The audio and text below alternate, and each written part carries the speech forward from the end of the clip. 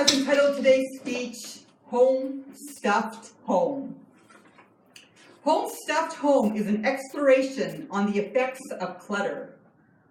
Krystin admits this was the most difficult piece thus far to compose and practice because research had her wanting to stop and organize her surroundings. Please join me in welcoming Krystin Clark, Home Stuffed Home.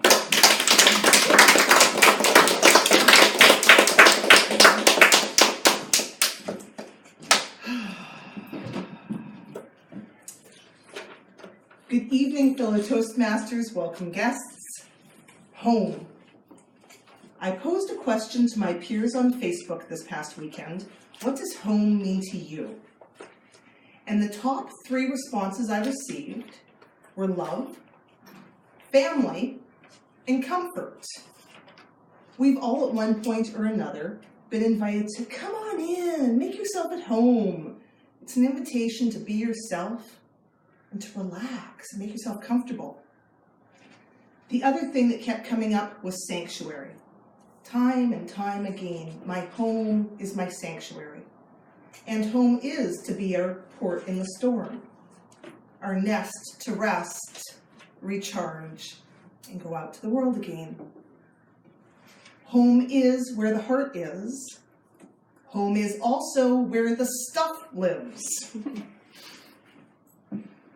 Are the conditions of your physical environment conducive to relaxing? Are you invited to make yourself comfortable? Is the orderliness of your home aligned with the concept of sanctuary? Our physical environment has a profound impact on our mental health. Clutter also affects our time and productivity, and even our budgets. UCLA's Center on Everyday Living and Families did a study, and they confirmed beyond a shadow of a doubt that a woman's cortisol levels, the stress hormone, skyrockets in direct correlation to the density of the home's belongings.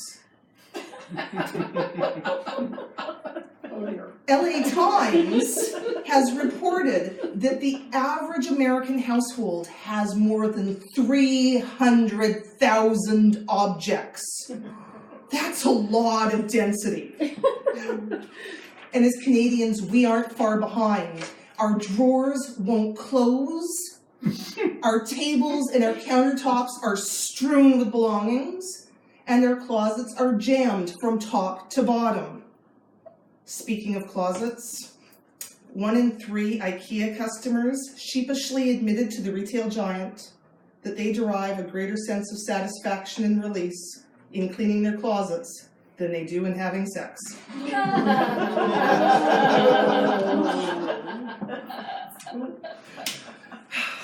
In addition to our moods, the clutter is impacting our time and our productivity. The National Soap and Detergent Association, did you know there was one? I had no idea, has estimated that the average time spent cleaning the average American home would be reduced by 40% if we eliminated clutter. And in 2012, the Daily Mail reported on results from a study conducted for Esure Home Insurance that estimated we misplace 9 objects per day, resulting in 3,689 hours of our lives searching for misplaced objects. That's 153 days of our lives.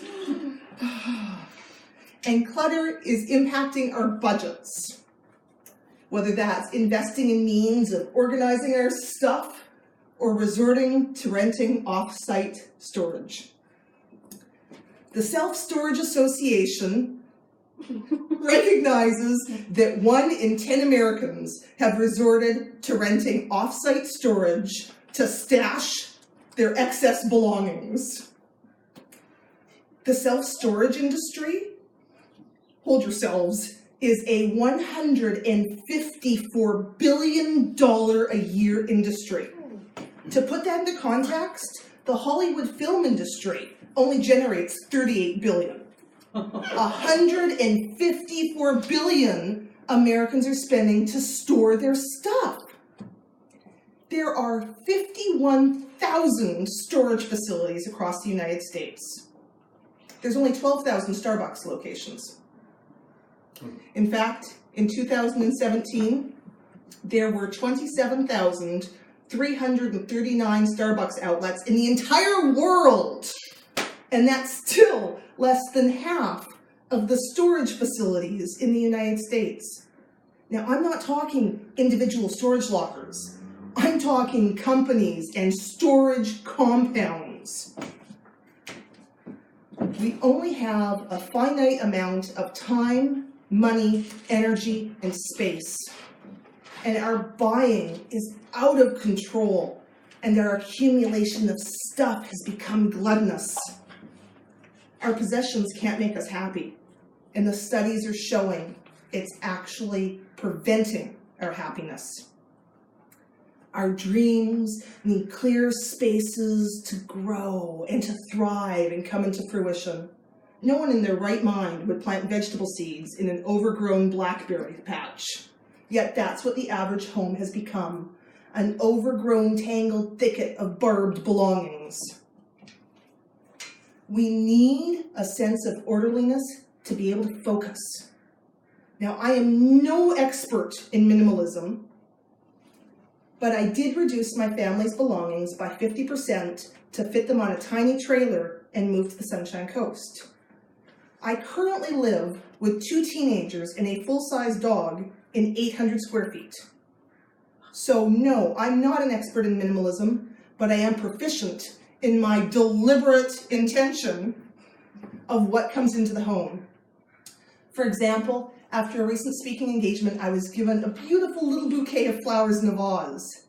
And while I graciously accepted the flowers, I opted to leave the vase with the considerate gift giver. "Are you sure?" she said. "Won't you need it?" I said, "They'll be okay until I get home. I have a vase there." And the other weekend, I was a little chilly at the beach, so I borrowed a sweatshirt. And my friend said to me, "That looks really good on you. You should take that home." "No, thank you. I already have one at home." "One," she said. "Tiny living." Our objects in our home are causing insurmountable and unrecognized stress. Our souls are yearning for cleared spaces.